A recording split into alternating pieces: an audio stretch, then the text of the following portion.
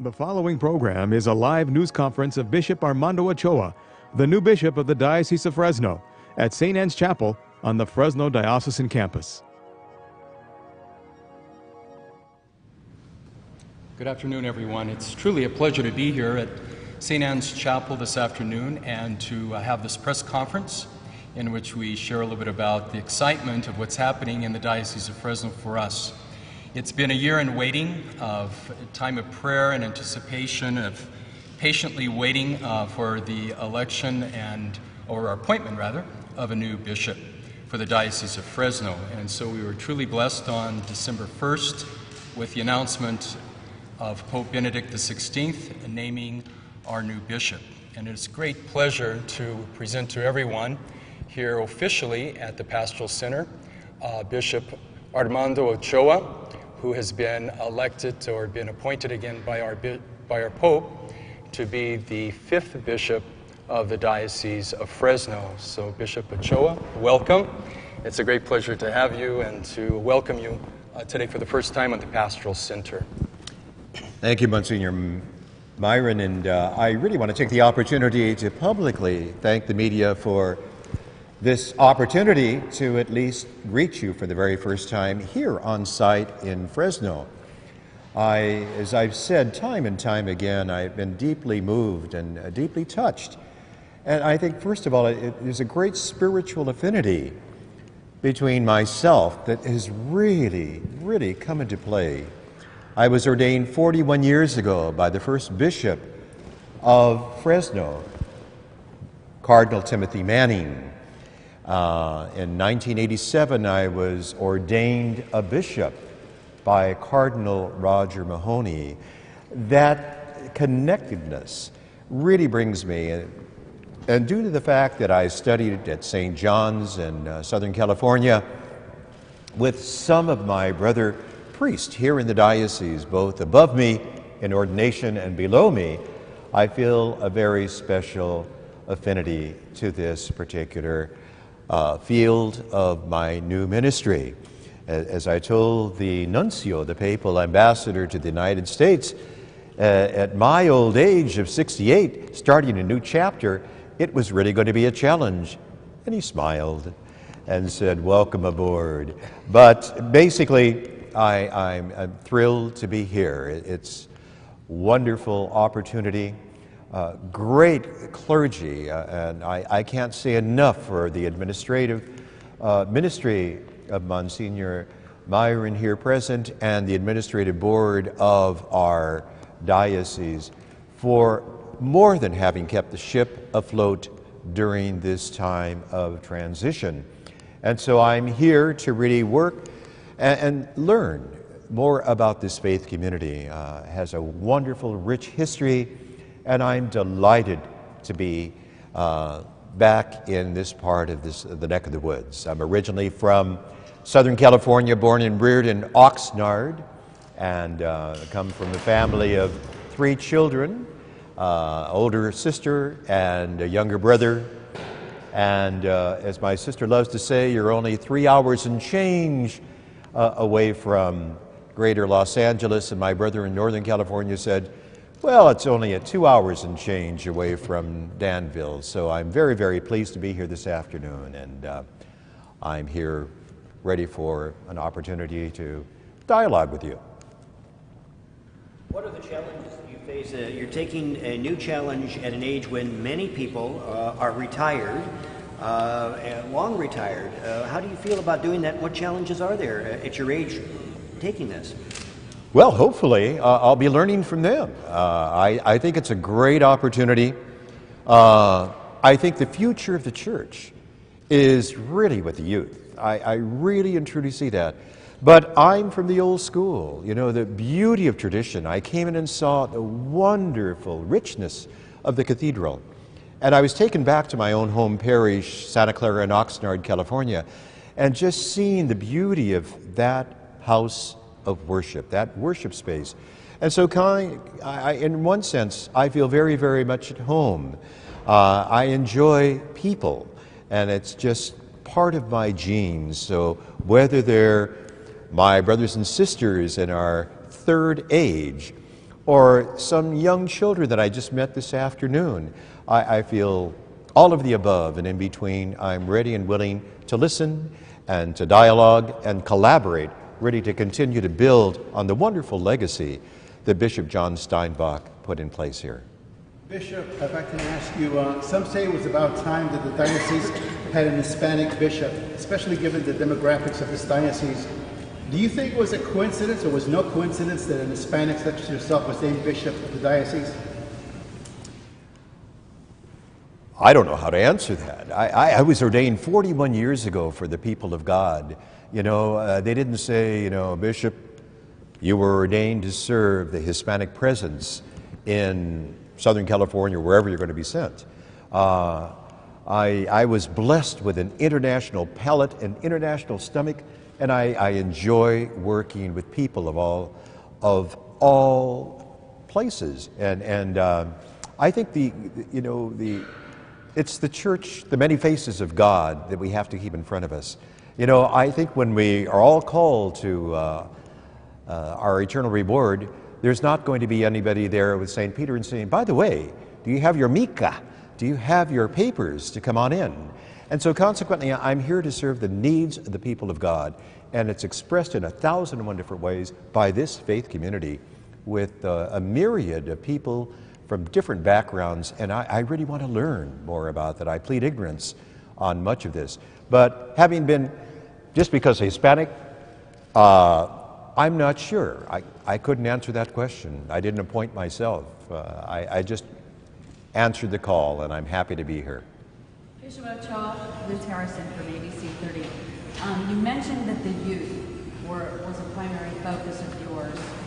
What would you like to see happen with the youth in the Catholic Church? Where will your focus be? I think in so many times we've lost more than a generation and a half of our newly married and those recently married. And consequently, it's trickled down to much of our youth. I think the challenge, one of the major challenges is how are we going to make the church and the gospel values relevant for our young people today? They're not the church of the future. I don't see them as the church of the future. I see them as the church of today. And how are we going to make them welcome in our houses of worship? How are we going to be present to them out in the marketplace? And that's going to be incumbent not just upon myself, but upon each and every one of us. And I talk to the men and women religious, to the clergy of the diocese, and all those pastoral agents. How can you work with us? How can we all be on board of making and bringing the gospel value? Our Holy Father has talked about the new evangelization. And the new evangelization is the same gospel message, but using the media, for example, of reaching those that we possibly could not reach in years gone by. What programs are in place? I really want to come and really work with our priests and see if we can maybe build upon that and really go beyond the next level so that we might encourage more participation of our young and our young adults. I think they are a real needed part of our faith community. Lisa Hendy for CatholicHome.com and the KNIC board. How do you feel about having a television station at your disposal now, and also will you see the role of technology in the diocese and in that response to the evangelization? I think I've never been in a situation where we had a Catholic TV station, so this is going to be a first for me. And I understand we're going live right at this particular time. I think it's a wonderful way, and in the spirit of Benedict XVI of reaching out, I think this is using the media. Now, I would be the very first. I've got a lot learning. My window of time to really feel comfortable with this is going to be short, but I want to use the best thing I can to maybe make this available as another tool. I know the diocesan paper is usually, and where I have been for the last 15 years, has been really the voice of the bishop. And it really gets out there. But so many times, I don't know about you, but I've gone in to celebrate a Mass, and I saw copies not just copies, but stacks of our diocesan newspaper that was still in the stacks, in the bundles. So possibly this might be a new avenue, without a doubt, to really reach out to the ongoing faith formation of our laity, and I think it's going to be an important tool. Thank you for the question. Bishop, are you going to have a Facebook or a Twitter account? I will leave that. That's a good way to reach out. It is, and with the patient IT person, God only knows. I'm doing well to answer my emails, so I'm telling you up front. So we'll wait and see where that develops, though, Liz. Bishop, Steve McKern with CBS 47. I know you've only been here a short time, but I just wanted to get your first impressions of the Central Valley since you've been here. Well, I flew in last night, and honestly, I was just really very, very pleased with the reception. As small as it was just a very friendly kind of a reception. And so far this morning, it's been wonderful. I can't really say about, I've got a flavor, I think, of it, having spent some time now with my vicars this afternoon. And I'm sure people are the same everywhere. But I'm an unknown quantity, but I want to come to learn. And I know there's so many things, so many areas that I really have to bone up on. So I think I'm going to be a ready study, at least. How would you describe yourself?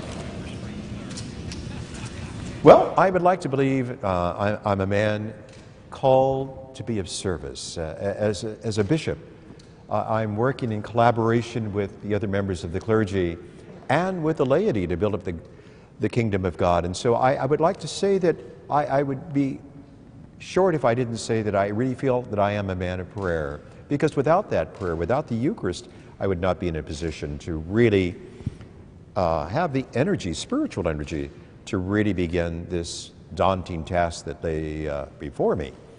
I like the model of collaboration. I think that's the only way to go. I am the outsider coming in. You know where the skeletons are buried. And I need to necessarily work with my clergy, work with our lay ministries, and really find out what the direction has been, where we are, and what the future necessarily might unfold. And so that's where I would really like to be.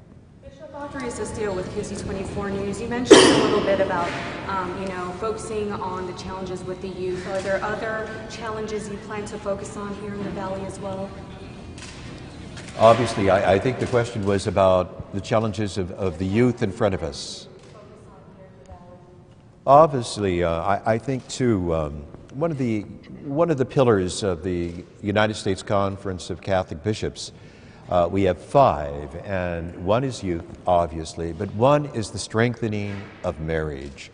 Marriage and family life has got to be pivotal, I think, to any of our outreach programs that are going to enhance family life.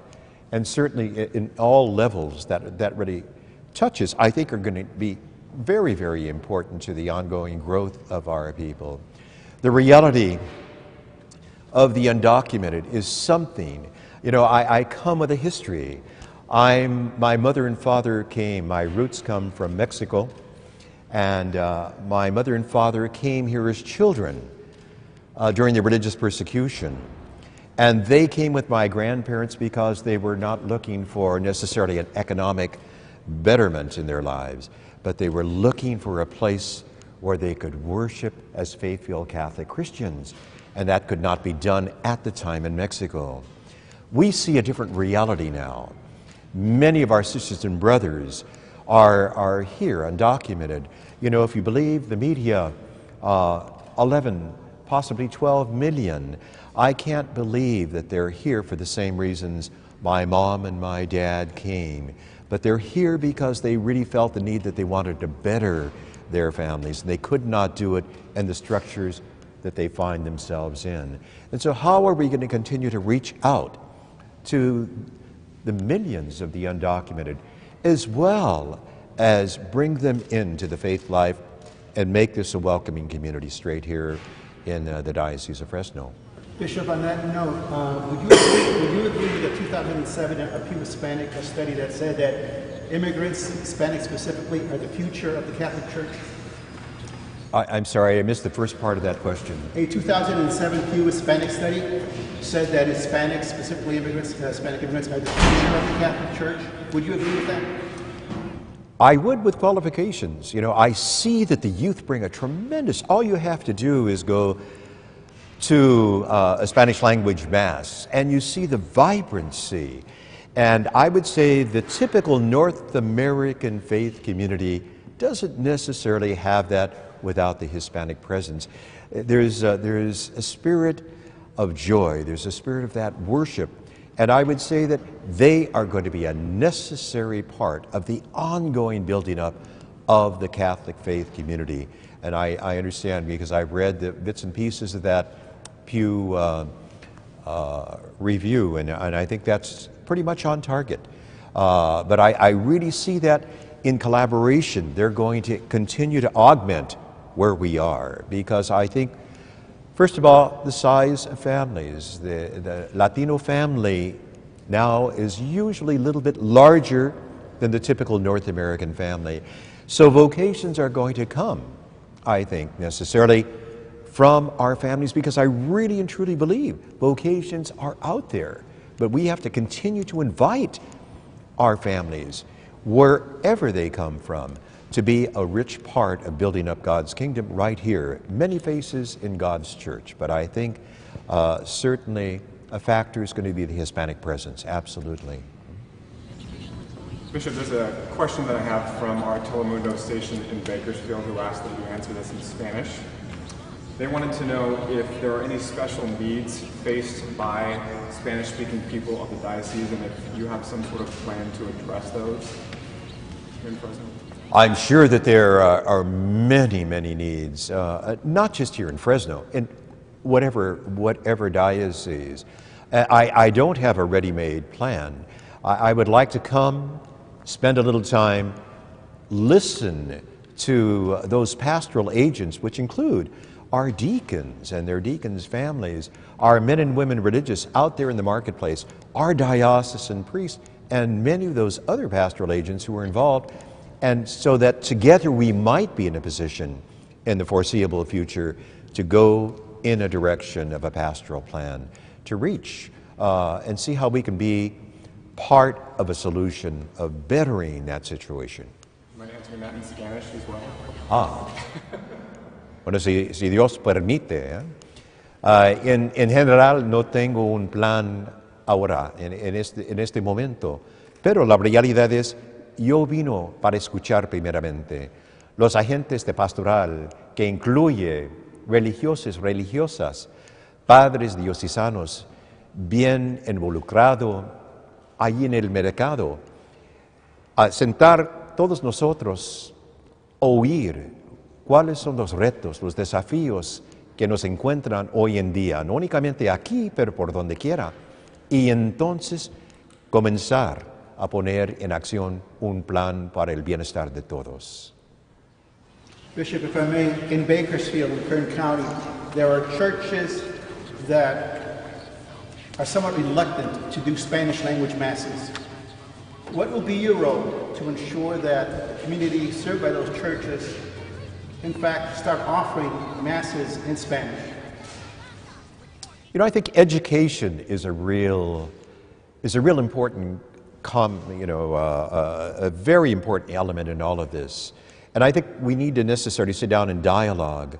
I come from Southern California, where Eucharist is offered in 52 different languages. Now, that wasn't the reality in El Paso in Texas. But in El Paso, we had one Mass in a language that was not the predominant, at the minimum. And you can imagine there were many Spanish language Masses, but in every parish there was at least one other Mass for the rest of the community. So I would hope and pray that we would offer it in every faith community, at least one. I'm not sure of really the personnel reality. Can we be in a position where we can offer a Mass in Vietnamese and in every parish? I don't think that's the reality. But I think that we really and truly, I would listen to the people and see the needs, but I think I can't really answer that question without really being out there. I plead ignorance.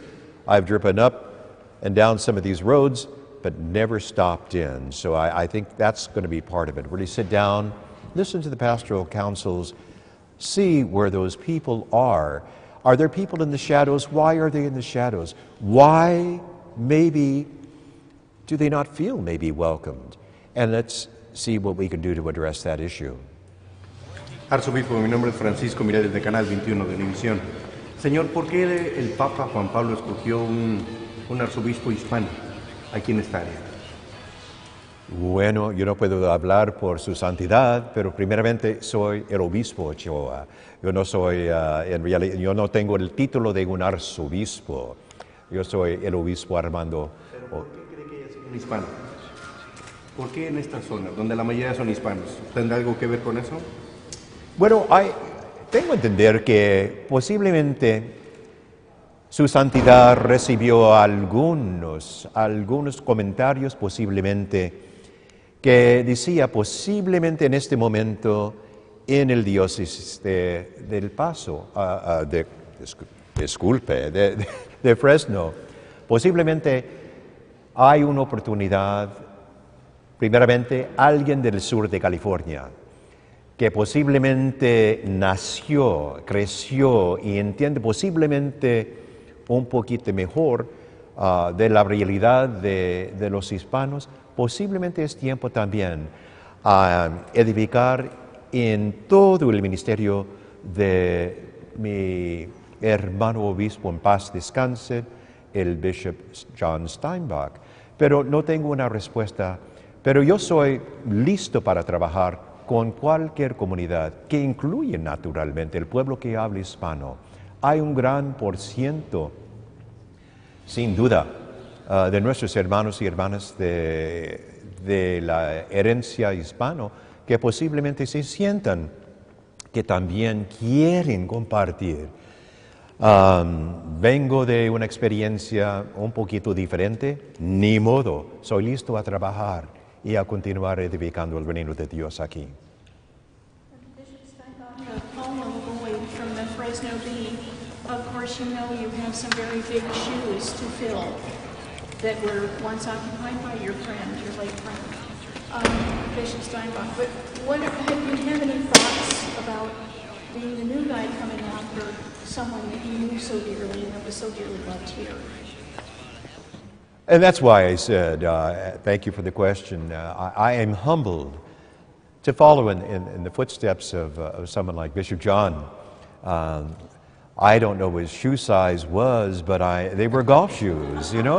And I honestly, I'm not a golfer. I lose balls with the best of them out on the course. But yes, it really is, but it's wonderful to know that Brother Bishop, with such a great sense of humor, is up there looking down and saying, aha, now pick up the ball and follow in my footsteps.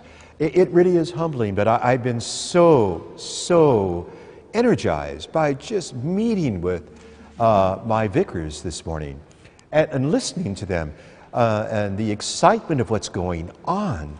And once again, I can't speak enough of the ministry of my friend here who's going to be right here in this hot seat because of the ministry. It was not just keeping the ship afloat. It has really facilitated my entry. Yes, I am from the outside coming in. I realize that, and so I really and truly am looking for the aid of all those pastoral ministers who are going to help me to come to know the needs of this diocese, and I'm looking forward to collaborating with them. Bishop Ochoa, just out of curiosity, do you speak any other languages besides Spanish and English? And not even in my dreams. You know, I can fake it in Italian. No, I won't even say I can fake it in Italian. I can throw my arms around. No, I wish I did. And I really wish I did. And Monsignor Myron has already said, we've got to get you on deck with a few words in many of the other languages, in Portuguese especially, in Portuguese, huh? Festivo? No. Festa. Festa. I'm looking forward to Festa. As I said, I was blessed with an international pellet, which means any place I go after the Festa, which includes breaking bread after the Eucharist, is going to be sitting down. What a better way to get to know the needs of the people than being able to sit down and break bread with them, whatever the dietary needs are of that particular community. I'm thrilled to be able to be in a position like now. Bishop, my understanding is you head back to Texas tomorrow. What is kind of your plan for the next 24 hours, and is there a timeline for you to begin your ministry here in Fresno? I think to answer the second part of the question, the clock is ticking because logistics is an important part of this. So the nuncio in Washington, D.C. would very much like to be present. So it's his schedule. Archbishop Gomez, who is now what we call my Metropolitan Archbishop in Los Angeles, for him to be here. Cardinal Mahoney had already asked to work around a schedule that would include all of us and some of the brother bishops. Part of the problem, part of the reality, I should say, is many of us are going to have to be in Rome in the foreseeable future. We're not quite sure. And so we decided upon Wednesday evening, February 1st, is known that as a reception, a simple reception of the diocese, that I would come and take possession of the Diocese of Fresno. The following day, the wonderful feast of the Candelaria, the presentation of the Lord. I will have my Mass of installation as the 5th bishop. So that's kind of the timeline. Between now and a few days before the 1st, I'm trying to wrap up a few things, to say the least, in El Paso, and hope to get here a little before those days that we're going to be having our celebration over here in Fresno. Entonces no va a estar aquí el día 12 de diciembre, el día de la Virgen de Guadalupe, que es uno de los días más grandes. Lo siento, pero tengo un compromiso. Para mí es muy importante. Tengo una comunidad de fe. Tengo 3 lupitas en mi diócesis del Paso. Y que voy, y tengo por muchos meses, hace 20 años tenían un desastre. Se murieron 18 personas. Así es que no quería cancelar las mañanitas, las nochecitas, las tardecitas con toda la comunidad, porque es tan importante para mí, para llegar esta última vez, para pasar este Día de la Virgen con esa comunidad de fe. Lo siento que no puedo presentarme, pero si Dios quiere, más en adelante voy a llegar aquí con mucho gusto. Por las mañanitas, también las nochecitas también, si Dios quiere. Well, thank you very much. It's been a privilege to be here this afternoon, and I really thank you for making time. I apologize. My Spanish has a long way to go. I was born and reared in Southern California, but I forgot most of my Spanish and picked up not even Tex-Mex. My mother and father looking down from heaven and saying, he doesn't belong to us. But thank you very much for your presence and your time this afternoon. May God bless you all. The preceding program was a live news conference of Bishop Armando Ochoa, the new bishop of the Diocese of Fresno.